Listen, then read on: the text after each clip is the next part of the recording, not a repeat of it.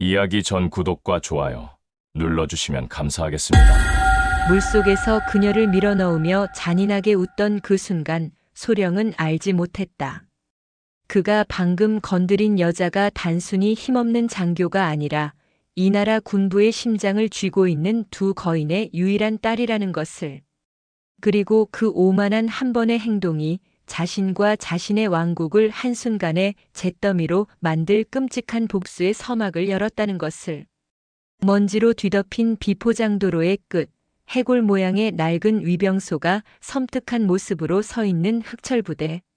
녹슨 철문이 거대한 짐승의 입처럼 열리며 군용 지프가 들어섰다.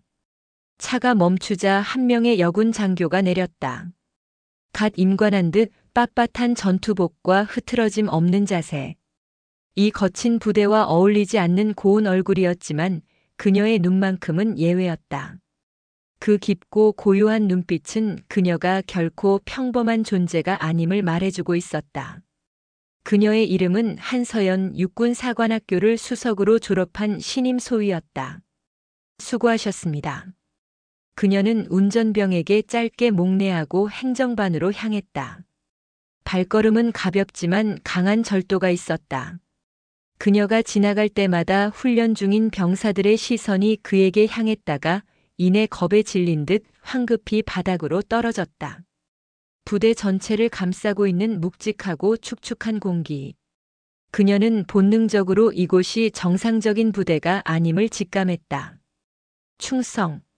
소위 한서연 금일부로 전입을 명받았습니다. 이에 신고합니다. 행정반의 주임원사는 그녀를 위아래로 훑어보며 마지못해 경례를 받았다. 그의 눈에는 노골적인 귀찮음과 경멸이 서려 있었다. 그래. 얘기는 들었어. 방은 저쪽 막사 끝에 배정해 놨으니 짐 풀고 쉬도록. 앞으로 힘들 거야. 특히 여자 몸으로는 말이지. 노골적인 무시에도 서연은 표정 변화 없이 오히려 옅은 미소를 지으며 말했다. 주임원사님, 혹시 다른 병사들과 똑같이 대해주셨으면 합니다. 제가 여자라고 해서 혹은 사관학교를 수석으로 졸업했다고 해서 어떤 특별 대우도 원치 않습니다. 이곳에서는 저 역시 그냥 똑같은 군인일 뿐입니다. 그녀의 겸손하면서도 당찬 태도의 주임원사는 잠시 말이 막혔지만 이내 콧방귀를 뀌며 중얼거렸다. 패기 한번 대단하네. 그 패기가 며칠이나 가나 한번 보자고. 그는 행정병 하나를 불러 서연의 막사를 안내해 주라고 시켰다. 막사로 향하는 길, 서연은 부대 풍경을 살피며 이곳의 기이한 분위기를 조금씩 파악하고 있었다. 병사들의 얼굴에는 군인 특유의 활기나 자부심 대신 무언가에 쫓기는 듯한 불안감과 공포가 짙게 드리워져 있었다. 그들은 서로 대화하지 않고 간부들의 눈치를 보며 그림자처럼 움직일 뿐이었다. 바로 그때 그녀의 발걸음이 멈췄다.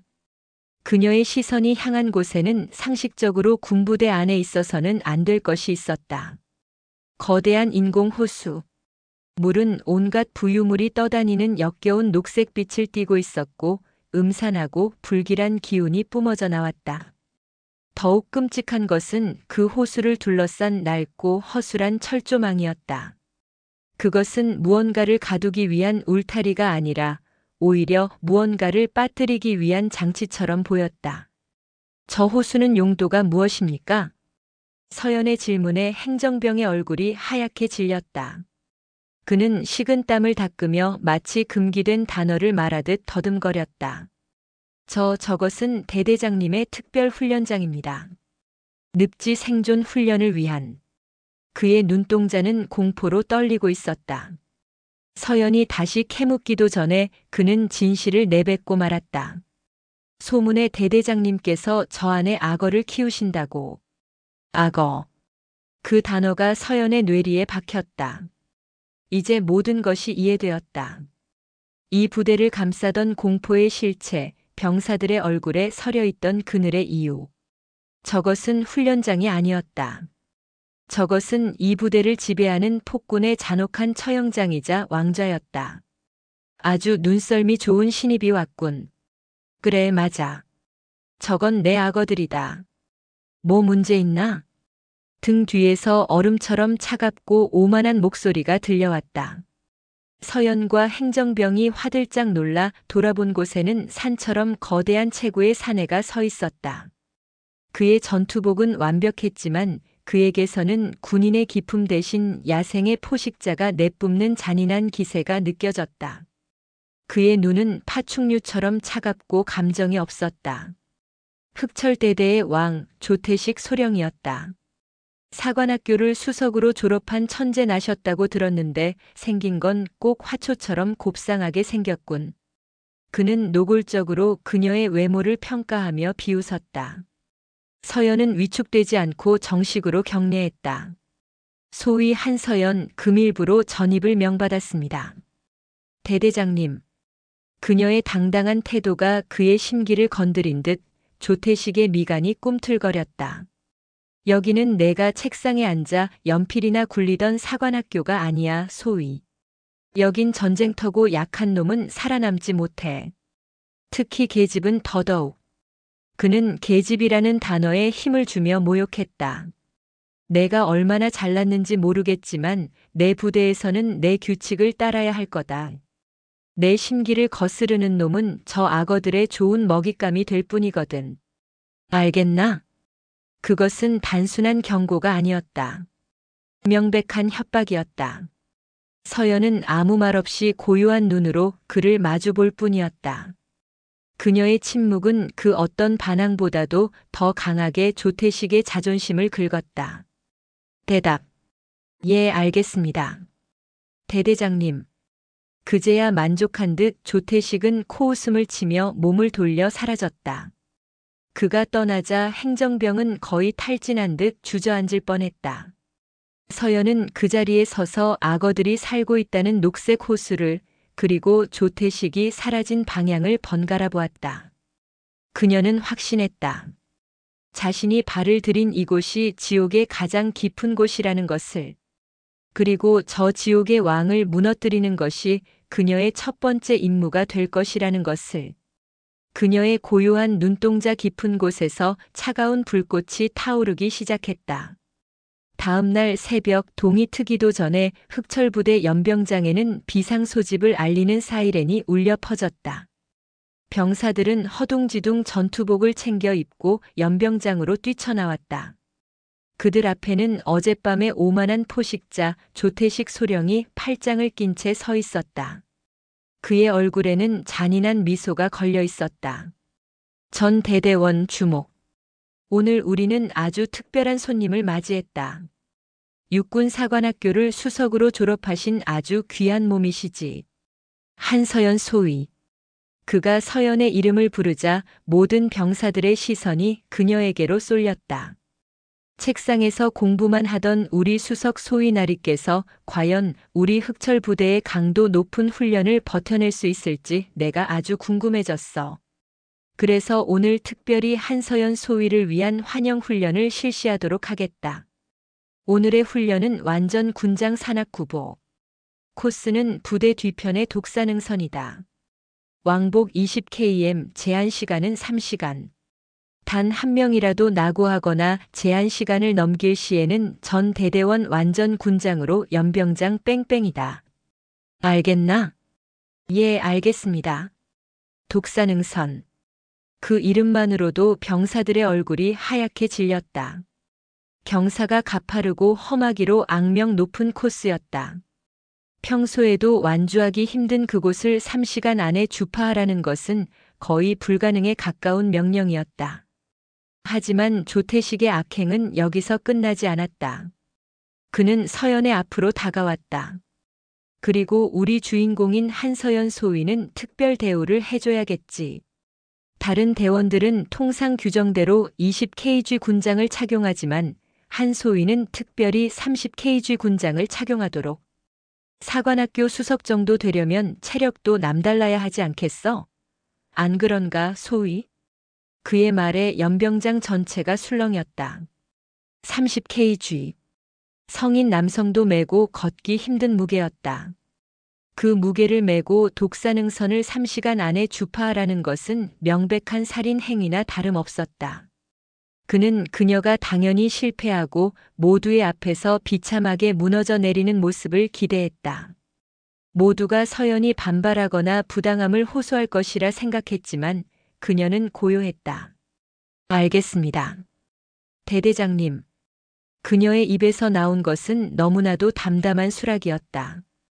그녀는 묵묵히 30kg 군장을 받아 어깨에 맸다. 그녀의 가는 몸이 순간적으로 휘청거렸지만 곧바로 중심을 잡고 허리를 꿋꿋이 폈다. 조태식은 그녀의 그런 모습이 오히려 더 기분 나쁘다는 듯 입꼬리를 비틀었다.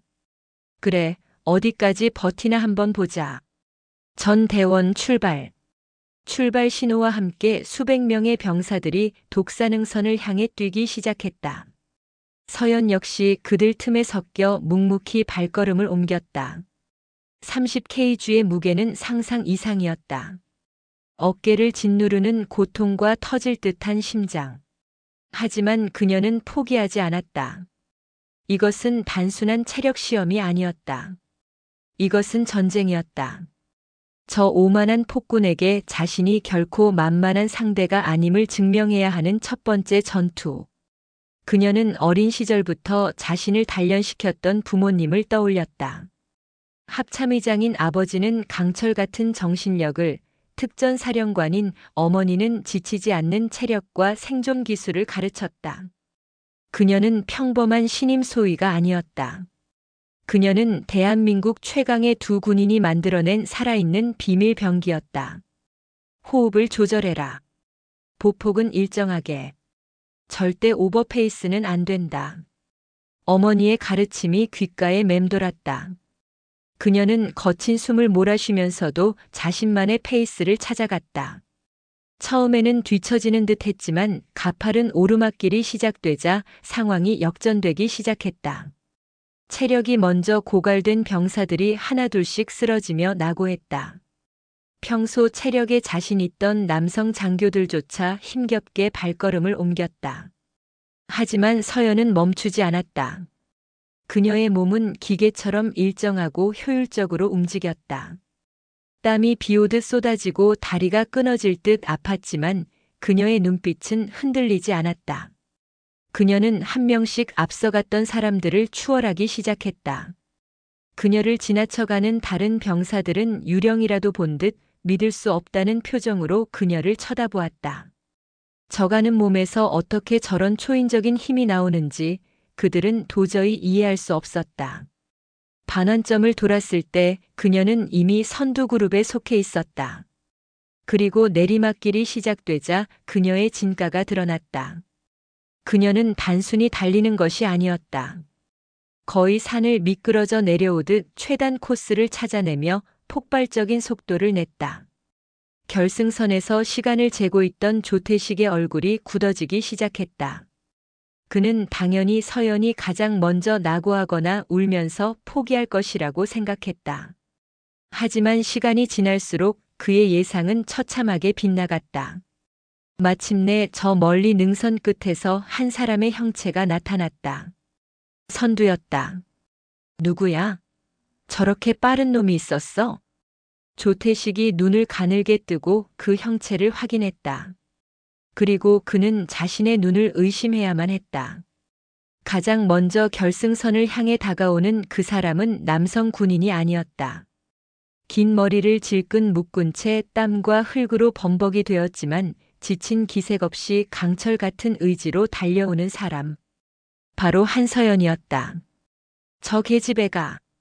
조태식의 입에서 경악의 신음이 터져나왔다. 서연은 마지막 남은 힘을 다해 속도를 높였다. 그리고 마침내 결승선을 통과했다. 그녀가 결승선을 통과하자마자 옆에 있던 의무병이 그녀의 기록을 확인하고는 경악을 금치 못하며 외쳤다. 2시간 15분. 신기록입니다. 흑철부대 창설 이래 최고 기록입니다. 연병장 전체가 물을 끼얹은 듯 조용해졌다. 모든 병사들이 자신들의 눈앞에서 펼쳐진 기적을 믿을 수 없다는 듯 그녀를 바라보았다. 30kg 군장을 메고 지옥의 코스를 부대 신기록으로 주파했다. 이것은 인간의 영역이 아니었다. 서연은 결승선을 통과하고도 쓰러지지 않았다. 그녀는 거친 숨을 몰아쉬면서도 허리를 꼿꼿이 편 채 조태식의 앞으로 걸어왔다. 그리고는 그의 눈을 똑바로 마주보며 땀으로 범벅이 된 얼굴로 경례를 붙였다. 소위 한서연 훈련 종료를 보고합니다, 대대장님. 그녀의 목소리에는 조금의 떨림도 없었다. 그 순간 조태식의 얼굴은 분노와 굴욕감으로 새빨갛게 달아올랐다. 그녀의 경이적인 결과는 그에게 존경심을 안겨주기는커녕 오히려 그의 자존심에 지울 수 없는 상처를 남겼다. 자신이 공개적으로 망신을 주려 했던 계집애에게 정면으로 한 방 얻어맞은 셈이었다. 전 대대원이 보는 앞에서 자신의 권위가 바닥으로 추락하는 것을 느꼈다. 그의 눈에 섬뜩한 살기가 떠올랐다. 이 계집애 그냥 두어서는 안 되겠군. 그는 이를 갈며 억지로 입꼬리를 올려 웃어 보였다. 체력 하나는 쓸만하군, 소위. 하지만 전쟁은 체력만으로 하는 게 아니지. 그의 목소리는 뱀처럼 차가운 경고를 담고 있었다. 첫 번째 전투는 한서연의 압도적인 승리로 끝났다. 하지만 그녀는 알 수 있었다. 이것은 끝이 아니라 이제부터 시작될 진짜 지옥의 서막에 불과하다는 것을. 폭군의 분노는 이제 걷잡을 수 없이 타오르기 시작했다. 한서연의 압도적인 승리는 그녀에게 존경이나 인정을 가져다 주지 않았다.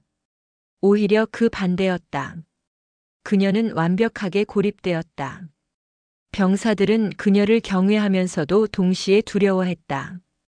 대대장의 분노를 산 그녀의 근처에 있다가는 어떤 불벼락이 떨어질지 모른다는 공포가 그들로 하여금 서연과 보이지 않는 벽을 쌓게 만들었다.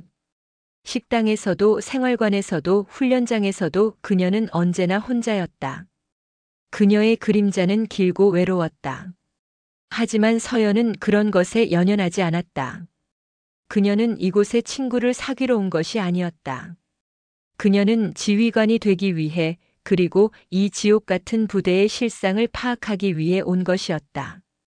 고립은 오히려 그녀에게 더 많은 것을 관찰할 시간을 주었다. 그리고 그녀가 목격한 흑철 부대의 현실은 상상을 초월할 정도로 끔찍하고 잔혹했다.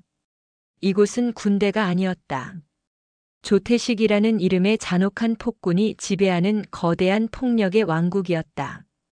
그의 통치 방식은 단순했다. 바로 공포. 그는 사소한 실수를 빌미로 병사들에게 비인간적인 체벌을 가했다. 그의 기분을 거스르는 자는 누구든 모두가 보는 앞에서 철저하게 짓밟혔다. 구타와 폭언은 일상이었고 병사들의 인격은 매일같이 산산조각 났다. 어느 무더운 오후 사격 훈련 중 갓 자대 배치를 받은 신병 하나가 긴장한 나머지 총기 부품을 흙바닥에 떨어뜨렸다. 사소한 실수였다. 하지만 그 광경을 목격한 조태식의 눈이 번뜩였다. 그는 기다렸다는 듯이 그 신병에게 다가갔다. 이름이 이병 김민준. 김민준 이병 정신 상태가 아주 글러먹었군. 전쟁터에서 총을 떨어뜨리는 놈은 어떻게 되는지 아나? 버려. 지금 당장 저 호수를 군장 맨 채로 10바퀴 뛰어. 실시.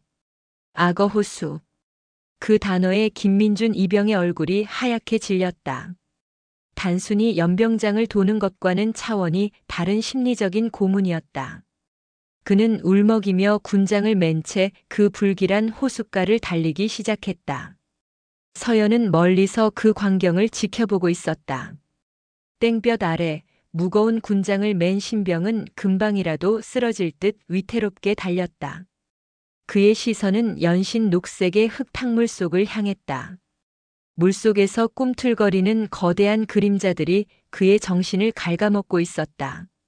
시간이 흐를수록 그의 걸음은 눈에 띄게 느려졌고 호흡은 거칠어졌다. 얼굴은 하얗게 질렸고 입술은 파랗게 변해 있었다. 명백한 탈수와 일사병 초기 증세였다. 하지만 조태식은 만족스러운 미소를 지으며 그 모습을 즐기고 있었다. 다른 간부들은 감히 그를 말릴 엄두도 내지 못한 채 외면할 뿐이었다. 이대로 두면 저 병사는 죽을 수도 있었다. 그 순간 서연이 움직였다. 그녀는 망설임 없이 조태식에게 다가가 그의 앞에 멈춰 서서 경례를 붙였다. 대대장님, 김민준 이병의 상태가 좋지 않습니다. 일사병 증세를 보이고 있습니다. 규정에 따라 즉시 훈련을 중지시키고 의무대로 후송해야 합니다. 그녀의 목소리는 차분했지만 단호했다. 조태식은 코웃음을 쳤다. 규정? 소위 내가 아직 뭘 잘 모르는 모양인데 이 부대에서는 내 말이 곧 규정이야. 하지만 그러다 인명사고라도 발생하면 사고? 그럼 그 책임은 저 병사를 제대로 훈련시키지 못한 분대장과 소대장에게 돌아가겠지. 안 그런가? 그것은 교묘한 협박이었다. 하지만 서연은 물러서지 않았다. 그 책임 역시 최종적으로는 부대 지휘관이신 대대장님께 돌아갑니다. 저는 제 부하의 생명을 위험에 빠뜨릴 수 없습니다. 제고해 주시기 바랍니다. 그녀는 그의 눈을 똑바로 마주보며 말했다. 그 고요하지만 흔들림 없는 눈빛 앞에서 조태식은 순간적으로 말문이 막혔다. 그는 이를 갈았다. 저 계집애의 눈빛이 그는 결국 욕설을 뱉으며 쓰러지기 직전인 김민준 이병을 향해 손짓했다. 야, 김민준. 이리 와. 운 좋은 줄 알아라. 내 소대장 나으리께서 널 위해 빌어주셔서 오늘은 특별히 용서해주겠다. 당장 의무대로 꺼져. 그는 마치 자비를 베푸는 왕처럼 행동했다. 그리고는 서연을 향해 경고의 눈빛을 보냈다. 이번 한 번뿐이다. 서연의 첫 번째 개입은 그렇게 아슬아슬하게 한 명의 병사를 구해냈다. 하지만 이 사건은 그녀를 조태식의 눈에 박힌 가시로 만들기에 충분했다. 며칠 후 두 번째 사건이 터졌다. 이번에는 무기고 정비 시간이었다. 한 상병이 실수로 K 소총의 개머리판을 바닥에 살짝 찧었다. 그 순간 마침 무기고를 순찰하던 조태식의 매서운 눈이 그를 향했다.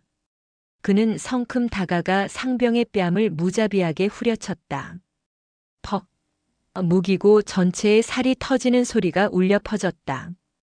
이 새끼가 너놈 목숨보다 소중한 총을 그따위로 다뤄? 군기가 빠져도 단단히 빠졌구나. 그것은 명백한 폭행이었다. 주변의 모든 병사들이 공포에 질려 얼어붙었다. 하지만 바로 그때 그 얼어붙은 공기를 깨고 차가운 목소리가 울려 퍼졌다. 대대장님. 한서연이었다. 그녀는 총기 수입포를 닦다가 그 광경을 목격한 것이었다. 지금 하신 행동은 명백한 군형법 위반입니다. 군형법 제62조 가혹행위 금지 조항에 따르면 직권을 남용하여 학대 또는 가혹한 행위를 한 사람은 처벌받게 되어 있습니다. 부하를 폭행하는 것은 지휘관의 정당한 지휘권 행사가 아닙니다. 명백한 범죄입니다. 그 순간 무기고 안의 시간은 멈췄다. 조태식의 얼굴이 경악으로 그리고 이내 주체할 수 없는 분노로 일그러졌다. 감히 이 계집애가 모든 병사들이 보는 앞에서 법 조항까지 들먹이며 자신을 범죄자 취급한 것이다. 이것은 단순한 반항이 아니었다. 그의 왕국 전체를 뒤흔드는 명백한 반역이었다. 그는 당장이라도 서연의 뺨을 후려치고 싶었지만 간신히 이성을 붙잡았다. 그녀가 법을 들먹인 이상 여기서 그녀를 폭행하는 것은 스스로 범죄자임을 인정하는 꼴이 될 터였다. 그는 대신 뱀처럼 차가운 목소리로 그녀의 귓가에 속삭였다. 아주 똑똑하군, 소희. 책에서 배운 건 많아서 좋겠어. 하지만 명심해. 책 속에 적힌 죽은 글자들이 널 지켜주지는 못할 테니. 그날 이후 조태식은 더 이상 서연에게 사사건건 시비를 걸지 않았다. 그는 오히려 그녀를 없는 사람처럼 대했다. 하지만 서연은 알 수 있었다. 이것은 폭풍 전의 고요함이라는 것을. 그의 그 고요함 속에는 그녀를 향한 걷잡을 수 없는 증오와 살기가 들끓고 있었다. 그는 결심했다. 가증한 정의를 외치는 계집애를 더 이상 그냥 두어서는 안 되겠다고. 그녀의 그 잘난 원칙과 법이 자신의 잔혹한 현실 앞에서 얼마나 무력하고 비참하게 부서져 내리는지 모든 병사들이 보는 앞에서 똑똑히 보여줘야만 했다. 그녀를 공개적으로 그리고 아주 잔혹한 방식으로 제거해야만 했다. 그의 시선이 자신만만하게 출렁이는 녹색의 악어 호수를 향했다. 그의 입가에 마침내 악마의 미소가 떠올랐다. 완벽한 무대와 완벽한 시나리오가 그의 머릿속에서 그려지고 있었다.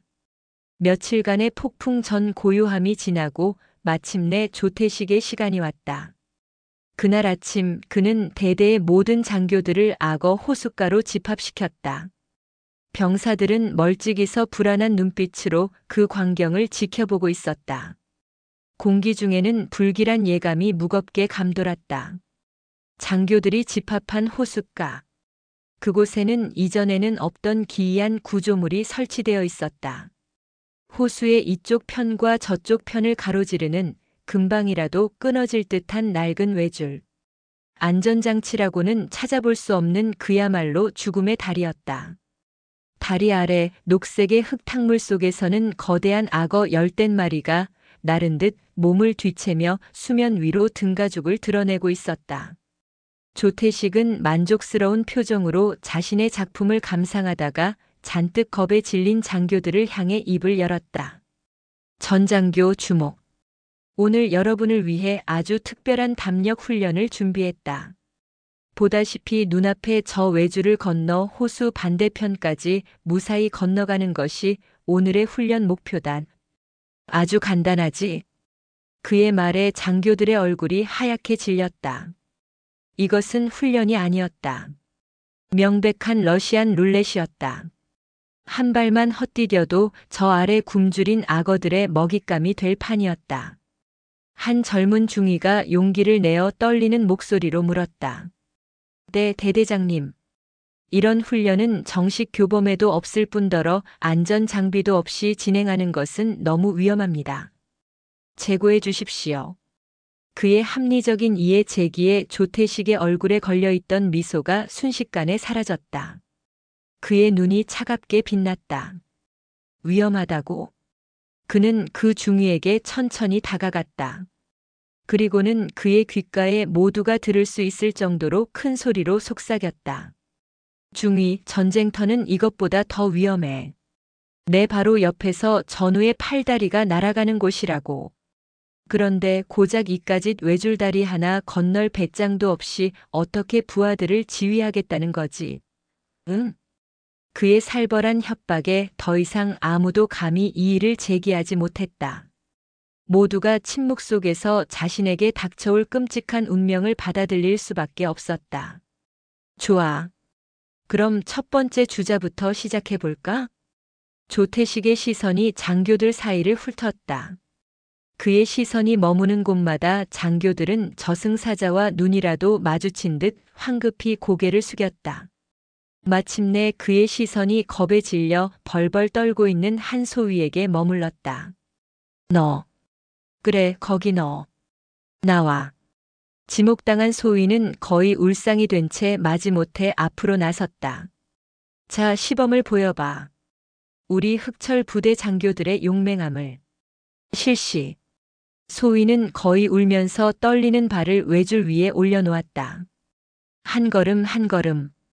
그의 온몸은 사시나무처럼 떨리고 있었다. 그는 아래를 내려다보지 않으려 했지만 물속에서 꿈틀거리는 거대한 악어들의 그림자가 그의 모든 신경을 곤두서게 만들었다. 바로 그때였다. 조퇴식은 씩 웃으며 다리의 시작점에 묶인 굵은 밧줄을 발로 툭 찼다. 이런, 밧줄이 흔들리네.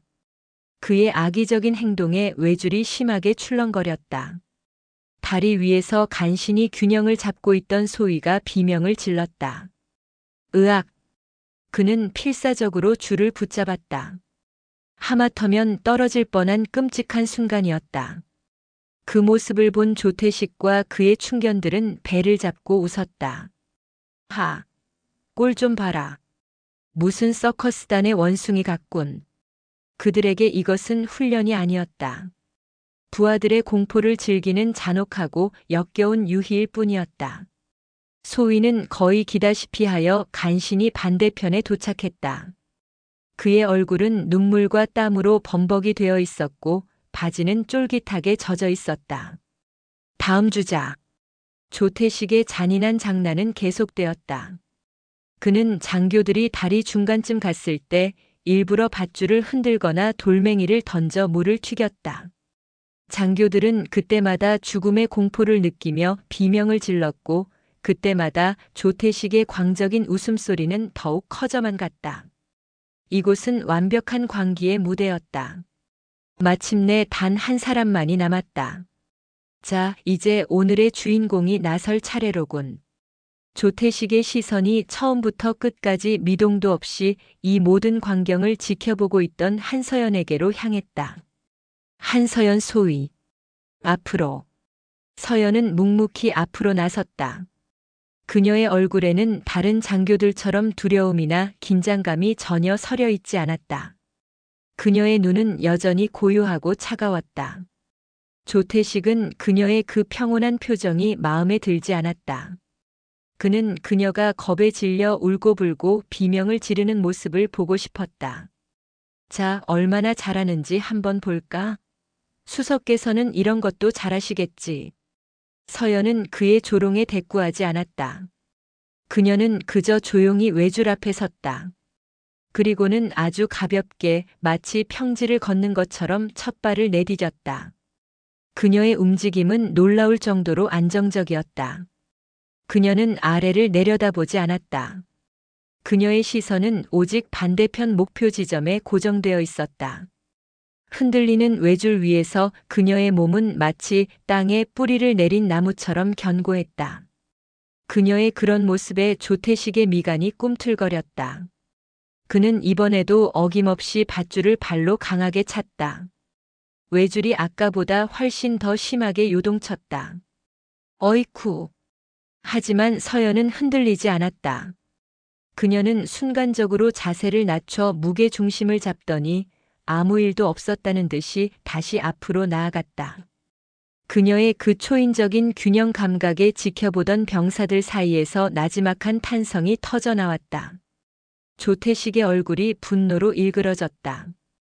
그는 인정할 수 없었다.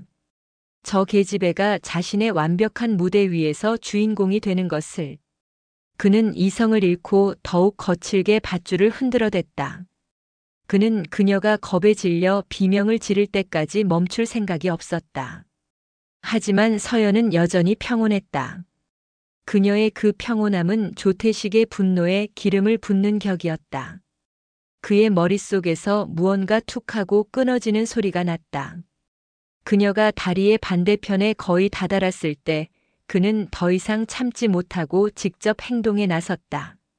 그는 성큼 다리 위로 직접 걸어 올라갔다. 그리고는 반대편에서 다가오는 서연의 앞을 가로막고 섰다. 이제 좁은 외줄 위에는 두 사람만이 마주보고 서 있었다. 서연의 눈이 가늘어졌다. 드디어 본색을 드러내는군. 조태식의 얼굴은 이제 통제 불가능한 분노와 광기로 완전히 뒤틀려 있었다. 그의 눈은 핏발이 서 있었고 입에서는 거친 숨소리가 새어나왔다. 그는 으르렁거리는 목소리로 그녀에게 말했다. 내가 이겼다고 생각하나? 그의 목소리는 이제 곧 터질 화산처럼 뜨거운 분노를 머금고 있었다. 심판의 순간이 마침내 다가오고 있었다. 좁은 외줄 위 두 사람 사이의 거리는 불과 한 뼘도 되지 않았다. 아래에서는 거대한 악어들이 마치 피냄새라도 맡은 상어떼처럼 그들의 주위를 맴돌기 시작했다. 살얼음판 같은 긴장감이 호수 전체를 지배했다. 멀리서 지켜보던 병사들은 저도 모르게 마른 침을 삼켰다. 금방이라도 무슨 일이 터질 것만 같은 일촉즉발의 상황이었다. 한서연은 흔들리지 않았다. 그녀의 시선은 조태식의 분노로 일그러진 눈동자를 피하지 않고 정면으로 마주보고 있었다. 그녀의 그 고요함은 마치 거대한 불길 앞에서 미동도 하지 않는 깊은 심연과도 같았다. 그녀의 그 평온함이 조태식의 마지막 남은 이성의 끈을 마침내 끊어버렸다. 그는 자신의 왕국에서 자신의 발밑에 있어야 할 미물이 감히 자신을 내려다보는 듯한 그 눈빛을 견딜 수가 없었다. 그는 지옥의 악귀처럼 낮은 목소리로 으르렁거렸다. 내년 그 눈빛은 뭐야? 서연은 대답하지 않았다. 그녀는 그저 조용히 그를 응시할 뿐이었다. 그녀의 침묵은 그 어떤 조롱보다도 더 날카롭게 그의 자존심을 난도질했다. 내가 사관학교를 수석으로 졸업했다고. 그래서 뭐? 내가 체력 측정에서 신기록을 세웠다고. 그래서 뭐? 내가 아주 잘난 줄 아나 보지. 이까짓 외줄 좀 탄다고 내가 뭐라도 된 것 같아? 감히 이게 집에 가. 내 왕국에서 나 조태식에게 도전할 수 있을 거라고 생각했나? 그의 고함 소리는 광기에 차 있었다. 그는 더 이상 군 지휘관이 아니었다. 그는 자신의 영역을 침범당했다고 믿는 눈먼 야수일 뿐이었다. 그는 한 걸음 더 앞으로 다가섰다. 좁은 외줄이 두 사람의 무게를 이기지 못하고 위태롭게 출렁였다. 내가 내게 아주 중요한 진실을 하나 가르쳐 주지, 소위. 그는 서연의 코앞까지 얼굴을 들이밀었다. 그의 입에서는 역겨운 미소와 함께 썩은 내가 풍겨나왔다. 이 세상에는 정해진 순리라는 게 있어. 강한 놈이 약한 놈을 지배하고 남자가 여를 지배하는 것. 그게 바로 자연의 법칙이야. 그런데 너는 그 법칙을 거스르려고 했어. 너는 내가 있어야 할 자리를 망각하고 감히 남자의 영역을, 나만의 성역을 침범했어. 그는 서연의 어깨를 손가락으로 거칠게 툭 쳤다. 너 같은 년에게 어울리는 자리는 지휘관의 자리가 아니야. 그는 아래 악어들이 우글거리는 녹색의 흙탕물을 턱짓으로 가리켰다. 그의 눈이 섬뜩한 희열로 번뜩였다. 마침내 그는 이 모든 관계에 마침표를 찍을 마지막 선고를 내렸다. 여자가 있을 곳은 바로 저 악어 아가리 속이야. 먹잇감이나 되라고. 그 말이 끝나기가 무섭게 그는 자신의 온몸에 무게를 실어 두 손으로 서연의 가슴을 힘껏 밀어버렸다. 아! 서연의 입에서 짧은 비명이 터져 나왔다. 그녀는 저항할 틈도 없이 그 압도적인 힘에 의해 균형을 잃고 말았다. 그녀의 몸이 허공으로 붕 떴다. 하늘과 땅이 뒤집히는 감각, 멀리서 들려오는 병사들의 경악에 찬 비명소리, 그리고 자신을 향해 환호성을 지르는 조태식의 광기 어린 얼굴. 그 모든 것이 슬로 모션처럼 그녀의 눈앞을 스쳐 지나갔다. 그녀의 몸은 한 마리 새처럼 무력하게 아래로 추락했다. 풍덩. 거대한 물보라가 튀어오르며 한서연의 모습은 순식간에 녹색의 흙탕물 속으로 사라졌다. 그 순간 시간은 멈췄다. 모든 병사들은 자신들의 눈앞에서 벌어진 일을 믿을 수 없다는 듯 입을 벌린 채 얼어붙었다. 그들의 지휘관이 그들의 동료 장교를 악어 소굴 속으로 밀어 넣어버렸다. 이것은 훈련도 체벌도 아니었다. 명백한 살인이었다. 하지만 그들의 경악과 공포는 곧이어 터져나온 조태식의 광적인 웃음소리에 묻혀버렸다. 봤나? 이것이 바로 내게 도전한 자의 최후다. 저 계집애가 어떻게 악어 밥이 되는지 내 놈들 두 눈으로 똑똑히 지켜봐라. 그리고 감히 내게 거역할 생각을 한 자가 있다면 다음은 바로 내 놈들 차례가 될 것이다. 그는 외줄 위에서 마치 세상을 다 가진 개선장군처럼 포효했다. 그의 충견들 역시 뒤늦게 정신을 차리고 환호성을 지르며 박수를 쳐댔다.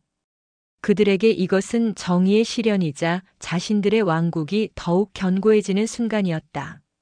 물속은 차갑고 어두웠다. 서연은 갑작스러운 충격에 잠시 정신을 잃을 뻔했지만 그녀를 혹독하게 단련시켰던 어머니의 목소리가 귓가에 울리는 듯했다. 어떤 상황에도 정신을 놓지 마라. 공포는 너를 죽이지만 냉정함은 너를 살린다. 그녀는 눈을 떴다. 하지만 흙탕물 속에서는 아무것도 보이지 않았다. 사방에서 느껴지는 것은 오직 죽음의 냄새와 자신을 향해 다가오는 거대한 포식자들의 불길한 움직임뿐이었다. 그녀의 다리에 사포처럼 거친 무언가가 스치고 지나갔다. 악어의 피부였다. 수면 위에서는 자신의 죽음을 재촉하는 악마의 웃음소리가 희미하게 들려왔다. 절망. 그 누구라도 이 상황에서는 절망하고 포기하고 자신의 운명을 받아들였을 것이다. 하지만 그녀는 한서연이었다. 그녀의 눈에 공포 대신 차가운 생존의 불꽃이 타오르기 시작했다. 그녀의 손이 허리에 차고 있던 군용 나이프의 손잡이를 조용히 그러나 단단하게 움켜쥐었다. 전쟁은 이제 막 시작되었을 뿐이었다. 죽음의 냄새, 차가운 흙탕물이 온몸을 감싸고 폐 속의 마지막 남은 공기가 고통스럽게 비명을 질렀다. 시야는 완벽한 암흑. 사방에서는 정체를 알 수 없는 거대한 그림자들이 유령처럼 그녀의 주위를 맴돌고 있었다. 일반적인 사람이라면 이미 공포에 질식하여 발버둥 치다가 결국 물귀신처럼 끌려 들어갔을 최악의 상황. 하지만 한서연은 달랐다. 그녀의 머릿속은 놀라울 정도로 차갑고 맑았다. 눈앞의 죽음 앞에서 그녀의 뇌는 오히려 평소보다 몇 배는 더 빠르게 회전하기 시작했다. 이것은 그녀에게 처음 겪는 상황이 아니었다. 물론 실제 악어 소굴에 빠진 것은 처음이었지만 이와 유사한 극한의 생존 훈련은 그녀의 삶 그 자체나 다름없었다. 그녀의 눈꺼풀 뒤로 십수년의 기억이 섬광처럼 스쳐 지나갔다. 어린 시절 그녀의 놀이는 또래 아이들의 그것과는 달랐다. 푹신한 모래사장 대신 질척이는 갯벌이, 알록달록한 정글짐 대신 깎아지른 절벽이 그녀의 놀이였다. 그리고 그녀의 손을 잡아주던 사람은 자상한 아버지가 아닌 대한민국 최강의 인간 병기라 불리는 특전사령관 어머니인 김수진 중장이었다. 어머니는 그녀를 온실 속 화초로 키우지 않았다. 오히려 혹독한 야생에 내던져진 새끼 맹수처럼 더욱 강하고 집요하게 단련시켰다. 서연아, 세상에서 가장 무서운 적은 눈에 보이는 적이 아니야. 바로 내 마음속에 있는 공포라는 놈이지. 그놈에게 지배당하는 순간 너는 이미 죽은 목숨이다. 어머니는 눈을 가린 채 차가운 계곡물 속에 그녀를 던져 넣기도 했고 식량 하나 없이 며칠 밤낮을 깊은 산속에서 버티기도 했다. 그 모든 훈련의 핵심은 단 하나였다. 어떤 극한 상황에서도 이성을 잃지 않고 침착하게 주변 환경을 분석하고 살아남을 방법을 찾아내는 것. 모든 생물에게는 약점이 있다. 아무리 거대한 포식자라 할지라도 그 약점을 찾아내어 너의 가장 날카로운 무기로 만들어라. 너의 무기는 근육이 아니라 바로 이 머리다. 어머니의 목소리가 마치 지금 이 순간 그녀의 귓가에 직접 속삭이는 것처럼 생생하게 들렸다. 공포를 지배하라. 적을 분석하라. 그리고 살아남아라. 서연의 눈이 번쩍 뜨였다. 그녀의 눈동자에 더 이상 혼란은 없었다. 오직 생존을 위한 냉철한 분석가의 눈빛만이 번뜩이고 있었다.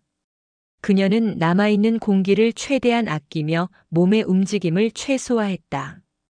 허둥지둥 발버둥 치는 것은 포식자들에게 나는 여기 있다. 고 광고하는 멍청한 짓일 뿐이었다. 그녀는 물의 흐름에 몸을 맡긴 채 온 신경을 피부의 감각에 집중했다. 그녀의 허벅지를 스치고 지나가는 거칠고 단단한 감촉.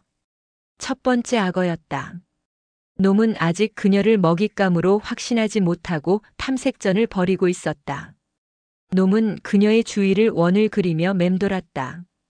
물의 흐름이 미세하게 바뀌는 것을 통해 그녀는 놈의 움직임을 읽을 수 있었다.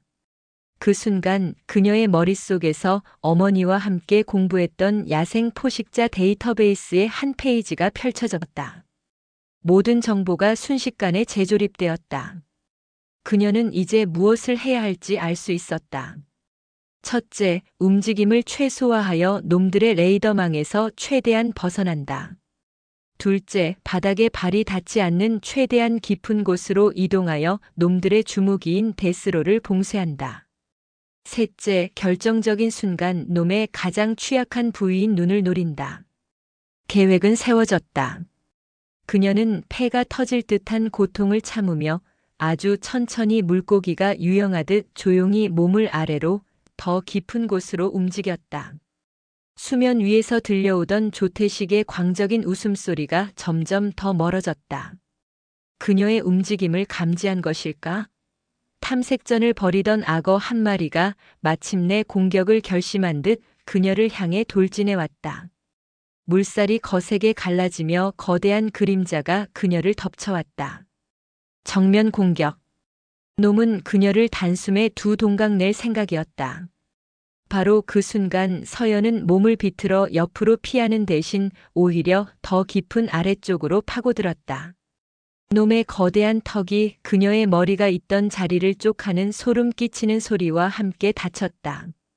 간발의 차이였다. 하지만 위기는 끝나지 않았다. 첫 번째 놈의 공격을 피하자마자 다른 방향에서 또 다른 놈이 그녀의 다리를 향해 다가오고 있었다. 이번에는 피할 공간이 없었다. 이제는 싸워야만 했다. 서연은 더 이상 도망치지 않았다. 그녀는 허리에 차고 있던 군용 나이프를 조용히 뽑아들었다. 어둠 속에서 서늘한 강철의 감촉이 그녀에게 작은 위안을 주었다. 그녀는 다가오는 두 번째 악어를 향해 정면으로 마주섰다. 그녀의 눈은 더 이상 암흑에 갇혀 있지 않았다. 그녀의 머릿속에는 이 지옥 같은 공간의 모든 것이 데이터화된 전장 지도처럼 그려지고 있었다. 적은 둘, 무기는 단검 하나, 생존 확률은 희박. 하지만 그녀의 심장은 놀라울 정도로 고요했다. 이것은 그녀의 어머니가 평생에 걸쳐 준비시킨 그녀만을 위한 마지막 졸업 시험이었다. 그리고 그녀는 이 시험에 반드시 합격해야만 했다. 시간은 멈췄다. 적어도 수면 위에서는 그랬다. 조태식과 그의 무리들은 자신들의 눈앞에서 펼쳐지고 있는 처절한 생존 투쟁을 알지 못한 채 그저 여자의 비명이나 핏물이 떠오르기만을 기다리며 희희낙낙하고 있었다. 그들에게 한서연은 이미 죽은 목숨, 자신들의 권위에 도전했다가 비참하게 사라져간 이름 없는 희생자에 불과했다. 하지만 물속의 세상은 그들의 상상과는 전혀 다른 방향으로 흐르고 있었다. 두 번째 악어. 첫 번째 놈보다 훨씬 더 거대하고 공격적인 놈이었다. 놈은 서연의 다리를 향해 어뢰처럼 무서운 속도로 돌진해왔다. 이번에는 피할 공간도 시간도 없었다. 정면 대결. 그것만이 유일한 선택지였다. 서연의 뇌는 0.1초 만에 모든 계산을 끝냈다. 폐 속에 남은 공기는 이제 거의 없었다. 단 한 번의 기회. 실패하면 그대로 찢겨 죽는다. 그녀는 더 이상 물의 저항에 몸을 맡기지 않았다. 그녀는 자신의 두 다리를 힘껏 쳐 마치 돌고래처럼 물을 박차고 나갔다. 그녀의 목표는 도망이 아니었다. 오히려 자신을 향해 돌진해 오는 악어의 정면으로 역으로 돌진했다. 그것은 자살 행위처럼 보이는 상식 밖의 움직임이었다. 악어는 순간 당황한 듯 했다. 먹잇감이 도망치기는커녕 자신을 향해 정면으로 다가오는 경우는 단 한 번도 겪어보지 못했기 때문이었다. 하지만 본능적인 포식자의 공격성은 멈추지 않았다. 놈은 거대한 입을 쩍 벌렸다. 수십 개의 날카로운 이빨이 죽음의 문처럼 그녀를 향해 닫혀오고 있었다. 바로 그 순간 서연의 몸이 뱀장어처럼 믿을 수 없는 유연함으로 옆으로 비틀어졌다. 그녀는 악어의 턱을 간발의 차이로 피하며 놈의 거대한 머리 바로 옆에 바싹 달라붙었다. 사포처럼 거친 악어의 피부가 그녀의 전투복을 스치며 찢어지는 소리가 났다. 그리고 그녀의 손이 움직였다. 어머니가 가르쳐준 수중 나이프 전투술의 제일 원칙. 물의 저항을 최소화하고 가장 짧고 가장 직선적인 경로로 적의 급소를 찔러라. 그녀의 오른손에 들린 군용 나이프가 한 줄기 섬광처럼 허공을 갈랐다. 그녀는 자신의 모든 체중과 물속에서의 추진력을 칼끝 하나에 응축시켰다. 그녀의 목표는 단단한 등가죽도 강력한 턱 근육도 아니었다. 그녀가 노린 곳은 놈의 가장 부드럽고 가장 치명적인 약점. 바로 눈이었다. 푹. 칼날이 무언가 부드러운 것을 뚫고 더 깊숙한 곳까지 파고드는 끔찍하고 질척한 소리가 물속에서 울려 퍼졌다. 서연의 손에 악어의 눈알이 터져나가는 끔찍한 감촉이 그대로 전해졌다. 크아! 물속에서 악어의 입에서 터져나온 것은 포효가 아닌 고통에 찬 비명이었다. 그 소리는 물을 통해 진동이 되어 서연의 온몸을 때렸다. 극심한 고통에 거대한 악어의 몸이 미친 듯이 요동치기 시작했다. 전설 속의 이무기처럼 놈은 물속에서 몸을 뒤틀고 회전하며 발악했다. 데스롤. 하지만 이번에는 먹이감을 찢기 위한 기술이 아닌 자신의 눈에 박힌 칼날을 빼내기 위한 처절한 몸부림이었다. 서연은 미련 없이 칼을 놓아주고 그 반동을 이용해 뒤로 빠져나왔다. 눈을 잃은 악어의 광란은 다른 악어들에게까지 영향을 미쳤다. 평온하던 호수 밑바닥은 순식간에 거대한 소용돌이가 몰아치는 아수라장으로 변했다. 흙탕물이 더욱 심하게 피어올랐고 악어들은 서로의 몸에 부딪히며 혼란에 빠졌다. 바로 지금이었다. 서연은 이 절호의 기회를 놓치지 않았다. 그녀는 마지막 남은 힘을 쥐어짜 수면을 향해 호숫가를 향해 헤엄치기 시작했다. 그녀의 뒤에서는 여전히 눈을 잃은 악어의 끔찍한 비명이 울려 퍼지고 있었다. 수면 위 조태식은 슬슬 지겨워지기 시작했다. 예상했던 비명이나 핏물이 떠오르지 않자 그는 시시하다는 듯 입맛을 다셨다. 시체도 안 떠오르는군. 뼈까지 다 씹어 먹었나 보네. 쯧쯧. 자, 구경은 여기까지다. 모두 훈련장으로. 그의 말이 채 끝나기도 전에 첨벙. 바로 그의 발밑 호숫가에서 무언가 물 밖으로 튀어나왔다. 처음에는 그 누구도 그것이 무엇인지 알아보지 못했다. 흠뻑 젖은 머리카락과 온몸에 진흙과 녹조를 뒤집어 쓴 마치 늪지의 괴물 같은 형상. 하지만 그 형체가 비틀거리며 두 발로 땅을 딛고 일어서자 모두의 입에서 경악의 신음이 터져나왔다. 한서연이었다. 그녀는 살아 돌아왔다. 하지만 그녀는 더 이상 그들이 알던 그 단정하고 고운 얼굴의 신임 소위가 아니었다. 흠뻑 젖어 얼굴에 달라붙은 머리카락 사이로 그녀의 눈은 지옥의 불꽃처럼 이글거리고 있었다. 그녀의 전투복은 갈기갈기 찢겨 있었고 그 사이로 드러난 팔과 다리에는 악어의 이빨에 긁힌 붉은 상처들이 선명했다. 그녀의 오른손에는 아직 악어의 피가 뚝뚝 떨어지는 섬뜩한 군용 나이프가 쥐어져 있었다. 그녀는 악어의 먹잇감이 아니었다.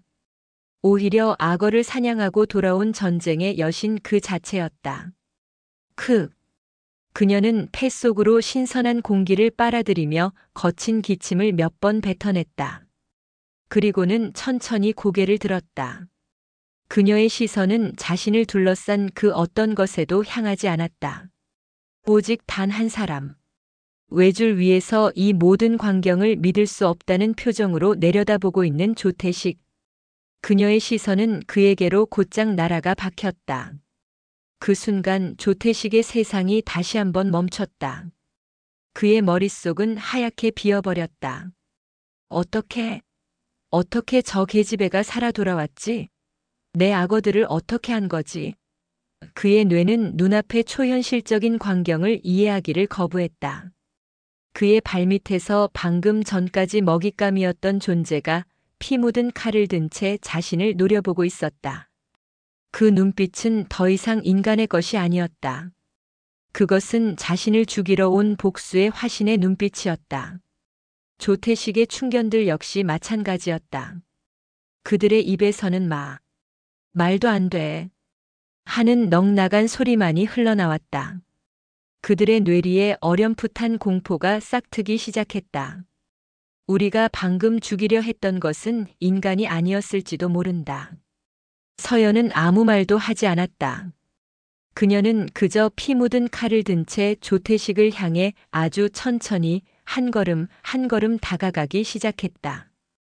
그녀의 발걸음 소리가 이 광기 어린 무대의 모든 소음을 집어삼키고 있었다. 정적. 호숫가를 지배하던 것은 죽음과도 같은 정적이었다. 피 묻은 칼을 든 채 지옥의 여신처럼 걸어 나오는 한서연의 모습 앞에서 조태식의 왕국은 그 오만하던 기세를 완전히 잃어버렸다.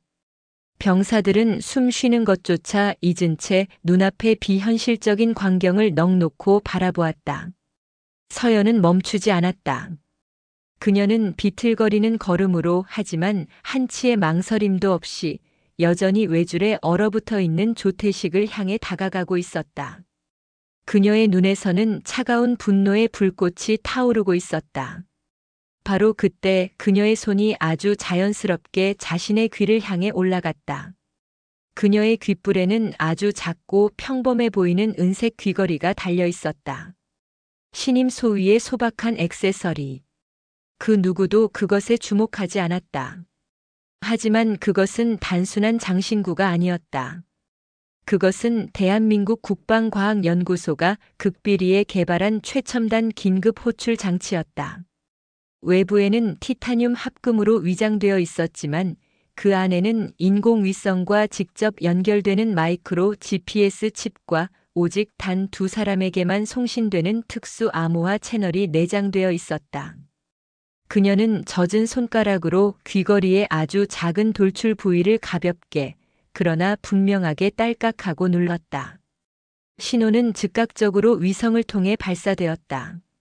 수백 킬로미터 밖 군의 심장부로 오직 2개의 수신기를 향해 신호를 보낸 그녀는 더 이상 아무것도 할 필요가 없었다. 그녀는 이제 심판의 집행자들이 도착하기를 기다리기만 하면 되었다. 그녀는 다시 조태식을 향해 고개를 들었다. 그녀의 입가에 마침내 희미한 미소가 떠올랐다. 그것은 승리자의 미소이자 패배자를 향한 잔인한 조소였다. 그녀의 그 미소를 본 순간 조태식은 마침내 기나긴 충격에서 깨어났다. 그의 뇌리를 스친 것은 공포가 아닌 걷잡을 수 없는 분노와 굴욕감이었다. 감히 저 계집애가 자신의 발밑에서 자신을 비웃어 이 미친년이. 그의 이성이 완전히 끊어졌다. 그는 더 이상 아무것도 생각할 수 없었다. 오직 저 기어오르는 벌레를 자신의 손으로 직접 짓밟아 죽여야 한다는 원초적인 살기만이 그의 온몸을 지배했다. 그는 외줄 위에서 균형을 잃는 것도 잊은 채 땅 위에 있는 부하들을 향해 악귀처럼 포효했다. 뭘 보고 서 있어? 이 병신들아. 당장 전연을 쏴 죽여. 쏴 죽이라고. 그의 명령에 정신을 놓고 있던 그의 충견들이 마침내 움직이기 시작했다. 그들은 허리에 차고 있던 권총을 뽑아들었다. 수십 개의 검은 총구가 비무장 상태의 한서연을 향해 일제히 겨누어졌다. 쏘 쏴라. 어서. 상황은 다시 한번 절체절명의 위기로 치달았다. 바로 그 순간이었다. 그 어떤 총성보다도 더 거대한 굉음이 하늘을 찢고 울려 퍼졌다. 두두두두두두두. 그것은 천둥 소리가 아니었다. 대지를 뒤흔들고 심장을 짓누르는 거대한 헬리콥터 프로펠러의 굉음이었다. 소리의 근원지를 찾아 모두가 고개를 들었을 때 그들의 눈에 들어온 것은 믿을 수 없는 광경이었다. 부대 뒤편의 산 능선 너머로 검은색의 거대한 강철 매들이 마치 지옥의 사신들처럼 모습을 드러내고 있었다. 최첨단 무장으로 뒤덮인 블랙호크 공격 헬기 2대가 선두에 섰고 그 뒤를 수십 대의 치누크 수송 헬기들이 거대한 편대를 이루며 따라오고 있었다. 하늘은 순식간에 거대한 강철의 그림자로 뒤덮였다. 저건. 조태식의 입에서 경악의 신음이 터져 나왔다. 저 부대 마크는 일반 야전 부대의 것이 아니었다. 해골과 칼이 교차된 보기만 해도 간담이 서늘해지는 저 마크. 그것은 대한민국 최정예, 아니 최악의 괴물들만이 모여있다는 특수전 사령부의 상징이었다. 헬기들은 순식간에 호수 상공을 장악했다. 그리고 다음 순간 수백 개의 검은 밧줄이 헬기에서부터 폭포수처럼 쏟아져 내렸다. 밧줄을 타고 온몸을 칠흑 같은 대테러 전투복으로 무장한 특전사 대원들이 마치 검은 악마들처럼 지상으로 강하하기 시작했다. 그들의 움직임에는 한치의 망설임도 없었다. 그들은 단 몇 초 만에 호수 주변의 모든 주요 지점을 완벽하게 장악하고 얼어붙은 흑철 부대 간부들의 머리에 차가운 총구를 겨누었다. 모든 것은 눈 깜짝할 사이에 일어났다. 조태식의 왕국은 하늘에서 내려온 절대적인 힘 앞에서 종이 호랑이처럼 허무하게 무력화되었다. 가장 거대한 지휘 헬기 한 대가 연병장 중앙에 천천히 착륙했다. 헬기의 문이 열리고 두 사람의 형체가 모습을 드러냈다. 먼저 내린 사람은 산처럼 거대한 체구의 노년장성이었다. 그의 어깨 위에는 대한민국군 서열 1위임을 증명하는 눈부신 4개의 별, 즉 대장 계급장이 달려 있었다. 합참의장 한광호. 그의 얼굴은 태산처럼 굳어 있었고 그 눈에서는 감히 그 누구도 마주 볼 수 없는 서슬퍼런 분노가 화라산처럼 들끓고 있었다. 그리고 그의 옆으로 또 한 명의 장성이 내렸다. 이번에는 여성이었다. 그녀는 한광호 대장만큼 체구가 크지는 않았지만 그녀의 몸에서 뿜어져 나오는 기세는 그에 못지않았다. 그녀의 어깨에는 별 3개 중장 계급장이 달려 있었다. 특수전 사령관 김수진, 강철 난초 박수현 소장과 함께 대한민국 여군을 대표하는 또 다른 전설. 대한민국 군을 움직이는 가장 강력한 2개의 톱니바퀴 합참의장과 특전사령관. 그 두 사람이 지금 이 지옥의 한복판에 함께 강림한 것이었다. 그들은 내리자마자 약속이라도 한 듯 똑같은 곳을 향해 한치의 망설임도 없이 걸어갔다. 그들의 시선이 향한 곳. 그곳에는 흙과 피로 범벅이 된 채 여전히 자신의 2발로 당당하게 서 있는 한서연이 있었다. 한광호 대장은 아무 말도 하지 않았다. 그는 그저 자신의 딸의 처참한 모습을 금방이라도 세상을 찢어버릴 듯한 눈으로 바라볼 뿐이었다. 먼저 입을 연 것은 어머니 김수진 중장이었다. 그녀는 자신의 딸을 잠시 안타까운 눈으로 바라보다가 이내 얼어붙은 시체처럼 굳어있는 조태식을 향해 고개를 돌렸다. 그녀의 목소리는 겨울 시베리아의 눈보라보다도 더 차갑고 날카로웠다. 조태식 소령. 그녀의 입에서 자신의 이름이 불리자 조태식의 온몸이 경직되었다. 내가 지휘하는 특수전 사령부의 훈련 교범, 그 어디에도 부하 장교를 악어 소굴에 밀어넣는 담력 훈련은 존재하지 않는데 혹시 자네가 새로 개발한 훈련 방식인가? 한번 설명해 보시지. 그녀의 목소리는 조용했지만 그 안에는 거역할 수 없는 절대적인 힘이 담겨 있었다. 그 순간 조태식의 마지막 남은 이성과 자존심이 완전히 산산조각이 났다. 그는 깨달았다. 자신이 방금 죽이려 했던 저 계집애가 누구였는지를. 대한민국 군 서열 1위와 특수부대 전체를 호령하는 사령관. 그 두 사람의 유일한 딸이었다는 사실을. 아! 그의 입에서는 더 이상 의미 있는 단어가 나오지 않았다. 그의 눈이 허옇게 뒤집히며 다리에 힘이 풀렸다. 그는 그대로 외줄 위에서 균형을 잃고 자신이 그토록 자랑스러워했던 그 악어 소굴 속으로 비참하게 추락했다. 그것이 폭군 조태식의 마지막 모습이었다. 풍덩. 조태식의 비참한 추락은 그가 그토록 자랑스러워했던 광기의 무대에 종말을 고하는 신호탄과도 같았다. 그가 일으킨 거대한 물보라가 잠잠해지자 호숫가에는 다시 한번 지독한 침묵이 내려앉았다. 하지만 이번의 침묵은 이전의 그것과는 그 무게와 색깔이 전혀 달랐다. 그것은 공포가 아닌 절대적인 권위 앞에서 모든 것이 정지해버린 경우에 가까운 침묵이었다. 물에 빠진 조태식은 허우적거렸다. 그는 수영을 못하는 편은 아니었지만 극심한 충격과 공포로 온몸의 근육이 굳어버린 탓에 물에 빠진 생쥐처럼 비참하게 발버둥 칠 뿐이었다. 그의 주위로 그가 애지중지 키우던 거대한 악어들이 어슬렁거리며 다가왔다. 하지만 이상한 일이었다. 악어들은 그를 공격하지 않았다. 마치 더 강한 진정한 최상위 포식자의 등장 앞에 본능적으로 복종이라도 하듯 녀석들은 그저 그의 주위를 맴돌며 탐색할 뿐 감히 달려들지 못했다. 한때 자신의 왕국에서 절대적인 지배자 행세를 했던 그는 이제 자신이 키우던 짐승들에게조차 철저하게 무시당하는 한낱 미물로 전락해버린 것이다. 이윽고 김수진 중장의 얼음처럼 차가운 명령이 떨어졌다. 체포해. 그녀의 목소리에는 일말의 동정심도 담겨 있지 않았다.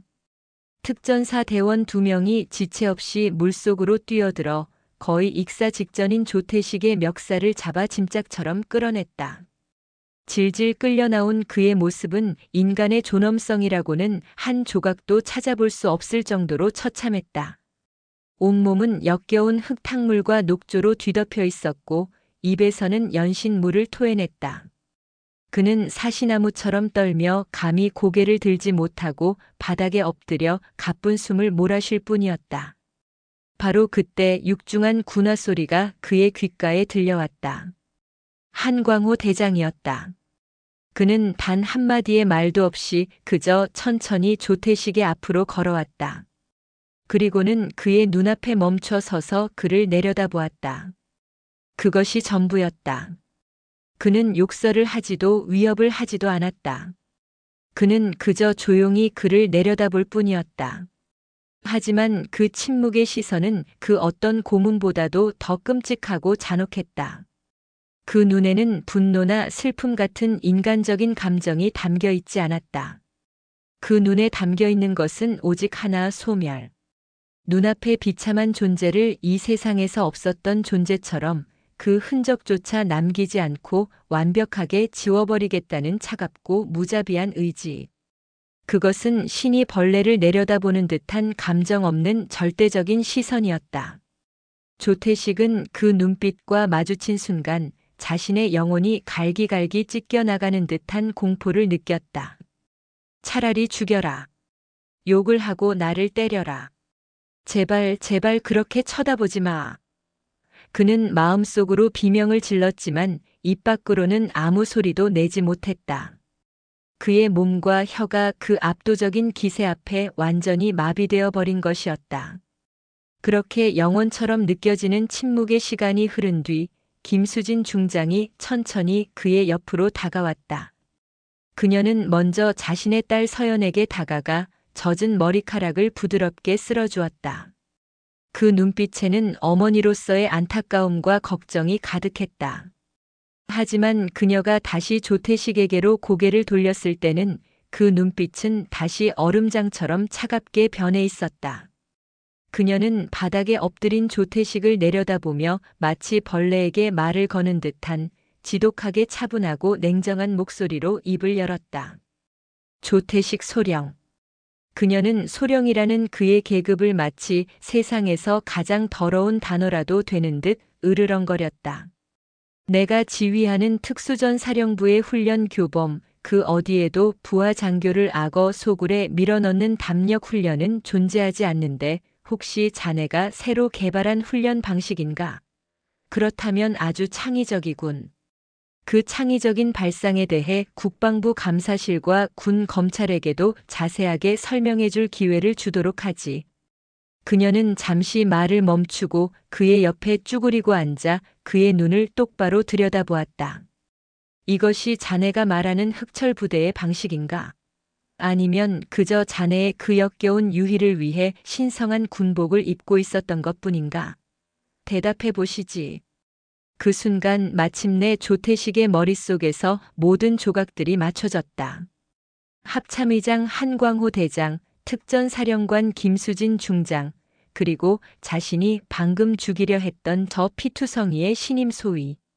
그 세 사람의 얼굴이 하나의 끔찍한 그림으로 완성되었다.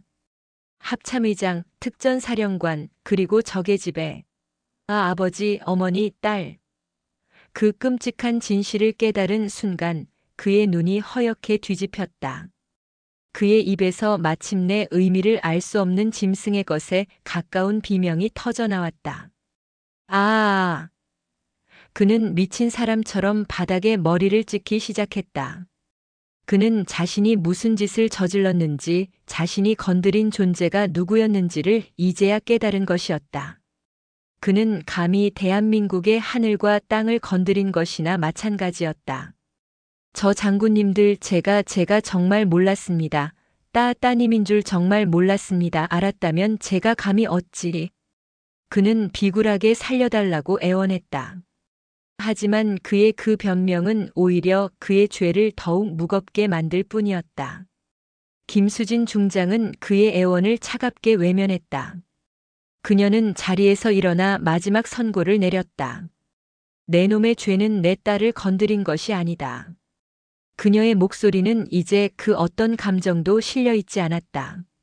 내 놈은 군인으로서, 인간으로서 결코 넘지 말아야 할 선을 넘었다. 내 놈은 군복을 입을 자격이 없다. 그녀는 더 이상 그에게 아무 말도 하지 않았다. 그녀는 그저 자신의 옆에 서 있던 특전사 팀장을 향해 아주 작게 고갯짓을 했을 뿐이었다. 체포해. 그것으로 모든 심판은 끝이 났다. 김수진 중장의 마지막 선고가 떨어지기가 무섭게 흑철 부대는 거대한 폭풍의 눈으로 변했다. 하늘에서는 미처 착륙하지 못했던 수송 헬기들이 추가로 내려앉으며 먼지바람과 함께 새로운 인원들을 쏟아내기 시작했다. 그들은 특전사 대원들이 아니었다. 팔뚝의 군사경찰이라는 선명한 완장을 찬 날카로운 눈빛의 수사관들이었다. 그 뒤를 이어 국방부 본부에서 직접 파견된 특별감사팀까지 현장에 도착했다. 그들이 이곳에 도착한 이유는 단 하나 청소. 조태식의 왕국을 그 뿌리부터 시작해 가장 말단의 잔가지까지 모조리 뽑아내어 불태워 버리기 위한 대대적인 정화 작업. 군사경찰들은 한치의 망설임도 없이 조태식의 충견 노릇을 하던 간부들을 향해 움직였다. 조금 전까지 서연에게 총구를 겨누고 조태식의 악행에 동조하며 환호성을 지르던 자들. 그들은 자신들에게 다가오는 서슬퍼런 수사관들의 모습에 얼굴이 하얗게 질려 뒷걸음질 쳤다. 뭐야? 우린 그냥 명령에 따랐을 뿐이야. 이러지 마. 우린 아무 잘못 없다고. 그들의 비겁한 변명은 차가운 수갑소리 앞에서 무력하게 흩어졌다. 철컥 철컥. 수갑이 채워지는 소리가 마치 악마의 왕국의 종언을 고하는 종처럼 이어져 울려 퍼졌다. 그들은 짐승처럼 끌려가 대기하고 있던 호송 차량에 차례대로 처박혔다. 불과 1시간 전까지만 해도 이 부대의 권력자 행세를 하던 그들은 이제 한낱 범죄자로 전락하여 자신의 비참한 미래를 마주해야만 했다. 동시에 특별감사팀은 부대의 모든 주요 시설을 장악했다. 대대장실, 행정반, 무기고 그리고 간부들의 숙소까지. 그들의 압수수색은 신속하고 철저했다. 조태식의 개인 캐비닛에서는 출처를 알 수 없는 고가의 양주와 명품 시계들이 쏟아져 나왔고 그의 책상 서랍 깊숙한 곳에서는 부대 운영비를 빙자하여 병사들의 부모에게서 갈취한 돈의 액수가 꼼꼼하게 기록된 비밀 장부가 발견되었다. 장부에는 수십 명의 이름과 그 옆에 적힌 처참한 액수들이 빼곡히 적혀 있었다. 김민준 이병 부모님 식당 운영. 월 50만 원. 박상철 상병 홀어머니. 월 30만 원. 그것은 장부가 아니었다. 한 폭군이 나라를 지키기 위해 아들을 보낸 부모들의 피를 빨아먹은 잔혹한 착취의 역사였다.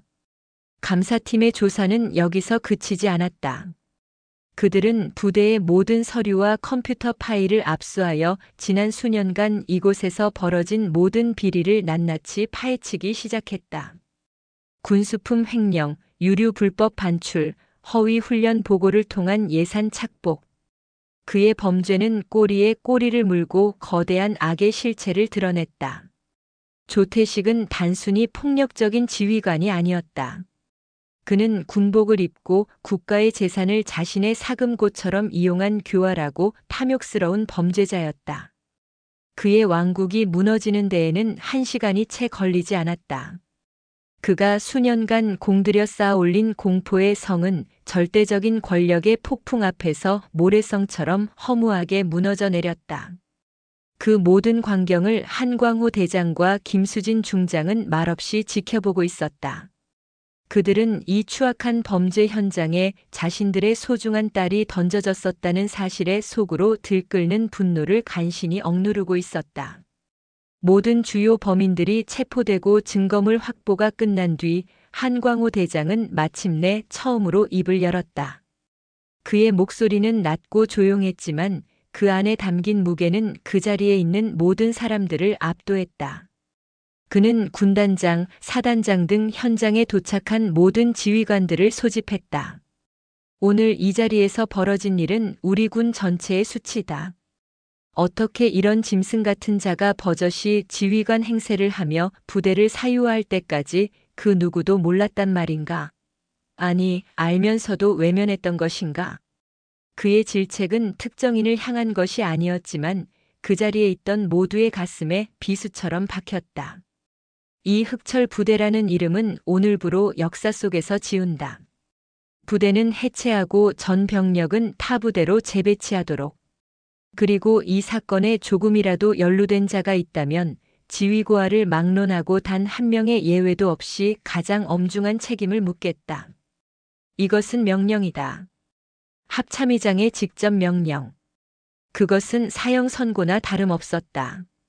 조태식의 이름과 그가 만들었던 흑철 부대라는 오명은 그렇게 대한민국 군의 역사에서 영원히 삭제되었다. 모든 것이 정리된 후 한광호 대장과 김수진 중장은 마침내 딸 서연에게로 다가갔다. 서연은 의무병에게 간단한 응급 처치를 받은 채 멍하니 무너져 내린 왕국의 잔해를 바라보고 있었다. 두 사람은 아무 말 없이 그저 딸의 양쪽 어깨를 단단히 붙잡아 주었다. 그들의 눈에는 대한민국 군의 최고 지휘관이 아닌 그저 다친 자식을 바라보는 아버지와 어머니의 애통함과 자랑스러움이 뒤섞여 있었다. 괜찮으냐? 예, 아버지. 괜찮습니다. 많이 무서웠을 텐데. 두 분께 배운 대로 했을 뿐입니다. 짧은 대화. 하지만 그 안에는 그 어떤 긴 위로의 말보다도 더 깊은 가족 간의 신뢰와 사랑이 담겨 있었다. 이제 지옥의 문은 닫혔다. 한 소녀의 용기와 그녀를 지키기 위해 움직인 거대한 힘이 썩어 문드러진 제국을 완벽하게 무너뜨린 것이었다. 하늘은 어느새 붉은 노을로 물들고 있었다. 그것은 한 시대의 종말을 알리는 장엄하고도 서글픈 빛이었다. 흑철 부대라는 이름은 합참의장의 명령대로 하룻밤 사이에 역사 속으로 사라졌다. 부대는 공식적으로 해체되었고 그곳에 속해 있던 모든 병사들은 새로운 출발선에 서게 되었다. 조태식의 폭정과 공포 속에서 신음하던 병사들은 군단 본부 직속 심리 안정 프로그램에 최우선적으로 배치되었다. 전문 상담사들이 그들의 다친 마음을 보듬고 골마 터진 상처를 치료하기 시작했다. 처음에는 모두가 경계심을 풀지 못했지만 더 이상 보복의 위협이 없다는 것을 깨닫자 그들은 하나둘씩 자신들이 겪었던 끔찍한 시간들을 털어놓기 시작했다. 그들의 눈물은 지난 시간 동안 켜켜이 쌓여왔던 억압과 공포를 씻어내는 정화의 강물과도 같았다. 국방부는 이들에게 충분한 치료와 휴식을 보장하고 본인의 희망에 따라 원하는 부대로 재배치해주는 파격적인 조치를 취했다. 지옥 같던 시간은 마침내 끝이 났다. 부대가 있던 자리는 완전히 새로운 모습으로 재탄생했다. 부대 이름은 천강부대로 바뀌었고 무엇보다도 부대의 상징과도 같았던 끔찍한 악어 호수는 군 병력이 동원되어 하룻밤 사이에 완벽하게 메워졌다. 그 자리에는 푸른 잔디가 심어졌고 병사들을 위한 작은 쉼터와 농구장이 들어섰다. 공포의 상징이었던 공간이 이제는 건강한 웃음소리가 울려 퍼지는 희망의 공간으로 다시 태어난 것이다.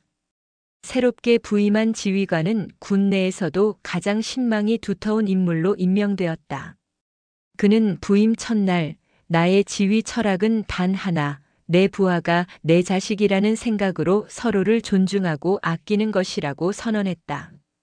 그의 따뜻한 리더십 아래 천강부대는 과거의 악몽을 씻어내고 가장 건강하고 단결력이 강한 부대 중 하나로 거듭나기 시작했다. 그리고 이 모든 변화의 중심에 있었던 한서연. 그녀의 이름은 군 전체에 알려졌다. 처음에는 그녀가 합참의장과 특전사령관의 딸이라는 사실에 모두가 놀랐지만 곧이어 그녀가 겪고 싸우고 이겨낸 모든 과정이 알려지자 놀라움은 존경과 경외심으로 바뀌었다. 육군본부는 그녀의 용맹한 행동을 기리기 위해 이례적으로 신임 소위에게 무공훈장을 수여하기로 결정했다. 하지만 서연은 그 모든 영광을 정중히 거절했다. 저는 군인으로서 마땅히 해야 할 일을 했을 뿐입니다. 제가 특별한 대우를 받는 것은 함께 고통받았던 다른 전우들에게는 오히려 예의가 아니라고 생각합니다. 그녀는 또한 모두가 예상했던 특전사나 정보사와 같은 최정예 부대로의 발령도 거절했다. 대신 평범한 전방 보병대의 소대장으로 가기를 자원했다. 그녀는 여전히 배경이 아닌 자신의 실력으로 가장 낮은 곳에서부터 병사들과 함께 호흡하는 진짜 지휘관이 되고 싶었다. 그녀의 선택은 오히려 그녀를 더욱 빛나게 만들었다. 사람들은 이제 그녀를 단순히 장군의 딸로 보지 않았다. 그들은 그녀를 자신의 신념을 지키기 위해 거대한 악과 맞서 싸운 살아있는 영웅으로 보기 시작했다. 그녀가 가는 곳마다 그녀의 이야기는 전설처럼 따라다녔다. 그녀는 젊은 장교들에게는 가장 닮고 싶은 인물이 되었고 병사들에게는 자신들을 진정으로 지켜줄 지휘관의 상징이 되었다. 그녀는 어떤 특권도 원하지 않았지만 그녀의 존재 자체가 이미 대한민국 군의 가장 강력한 특권이 되어가고 있었다. 그녀의 이름은 썩어빠진 관행과 부조리에 경종을 울리는 살아있는 경고등과도 같았다. 시간이 흘러 서연은 새로운 부대에 완벽하게 적응했다. 그녀는 여전히 겸손했고 솔선수범했다. 그녀는 자신의 부하들을 다그치기 전에 항상 자신이 먼저 뛰었고 가장 힘든 훈련에 앞장섰다. 그녀의 진심 어린 리더십에 그녀가 맡은 소대는 부대 전체에서 가장 단결력이 강하고 전투력이 뛰어난 소대로 거듭나기 시작했다. 어느 훈련이 끝난 늦은 저녁 소대원들과 함께 땀을 흘리며 막사를 정비하던 그녀에게 한 통의 전화가 걸려왔다. 아버지였다. 훈련은 할만하냐? 여전히 무뚝뚝한 아버지의 목소리. 하지만 그 안에 담긴 따뜻한 걱정을 그녀는 느낄 수 있었다. 예, 아버지. 아주 즐겁습니다. 제 자리를 찾은 것 같습니다. 그래, 그거면 됐다. 짧은 통화. 하지만 그것으로 충분했다. 그녀는 자신이 혼자가 아님을, 언제나 자신을 믿고 지지해주는 거대한 산이 뒤에 있다는 사실을 다시 한번 느꼈다. 지옥 같던 시간은 지나갔다. 이제 그녀의 앞에는 군인으로서, 지휘관으로서 걸어가야 할 빛나는 미래만이 펼쳐져 있었다. 악몽의 끝에서 마침내 새로운 아침이 밝아오고 있었다. 그 끔찍했던 사건이 있고 몇 달이 지난 어느 주말, 서울의 한적한 주택가에 위치한 평범한 가정집 거실. 풍경은 대한민국의 그 어떤 가정과도 다를 바 없이 평온했다. 따스한 햇살이 창문을 통해 쏟아져 들어오고 있었고 텔레비전에서는 주말 드라마가 한창이었다. 하지만 소파에 앉아있는 세 사람의 모습은 결코 평범하지 않았다. 그들은 더 이상 별을 단 장군도 각 잡힌 군인도 아니었다. 그저 오랜만에 함께 휴식을 취하는 아버지와 어머니 그리고 딸. 평범한 가족의 모습이었다. 소파 한가운데에는 이제 막 첫 휴가를 나온 한서연이 앉아 있었다. 그녀는 군복을 벗고 편안한 트레이닝복 차림이었다. 흉터는 희미해졌고 지옥을 경험했던 군인의 모습 대신 밝고 해맑은 딸의 얼굴로 돌아와 있었다. 그녀의 옆에는 어머니 김수진 중장이 앉아 있었다. 그녀는 더 이상 특전사령관의 날카로운 눈빛이 아닌 그저 딸의 상처가 걱정되는 어머니의 눈빛으로 서연의 팔에 남은 희미한 흉터를 조심스럽게 어루만지고 있었다. 아직도 아프냐? 그녀의 목소리에는 딸을 지켜주지 못했다는 미안함과 안타까움이 깊게 배어 있었다. 서연은 그런 어머니를 보며 장난스럽게 웃어 보였다. 아프긴요. 이 정도 상처는 훈장이죠. 그리고 솔직히 어머니께서 시키셨던 생존 훈련이 훨씬 더 아팠습니다. 그녀의 농담에 김수진의 입가에 마침내 옅은 미소가 떠올랐다. 맞은편 1인용 소파에는 아버지 한광호 대장이 신문을 보는 척하며 앉아 있었다. 그는 여전히 무뚝뚝하고 근엄한 표정이었지만 신문 너머로 딸을 향하는 그의 시선에는 그 어떤 말로도 표현할 수 없는 깊은 자랑스러움과 대견함이 가득 담겨 있었다. 그는 헛기침을 한 번 하더니 무심한 척 물었다. 새로 간 부대는 할만하고. 네, 아버지. 아주 좋습니다. 훌륭한 지휘관님과 믿음직한 부하들이 있습니다. 제 손으로 직접 최고의 소대를 만들어 볼 생각입니다. 서연의 대답은 자신감과 희망으로 가득 차 있었다. 그 대답을 들은 한광호는 더 이상 아무 말 없이 그저 작게 고개를 끄덕일 뿐이었다. 하지만 그 고갯짓 하나의 딸에 대한 절대적인 신뢰와 지지가 담겨 있음을 서연은 알 수 있었다. 김수진은 여전히 걱정이 가시지 않은 듯 딸의 얼굴을 들여다보았다. 그래도 정말 괜찮은 게냐? 그날 얼마나 무서웠겠어? 만약에라도 우리가 늦었더라면. 그녀의 목소리가 불안감에 떨렸다. 서연은 그런 어머니의 손을 따뜻하게 잡아주었다. 어머니. 그녀는 어머니의 눈을 똑바로 보며 확신에 찬 목소리로 말했다. 저는 괜찮습니다. 저는 이 세상 최고의 교관 두 분께 가장 완벽한 훈련을 받았으니까요. 그 순간 세 사람 사이에는 더 이상 아무 말도 필요 없었다.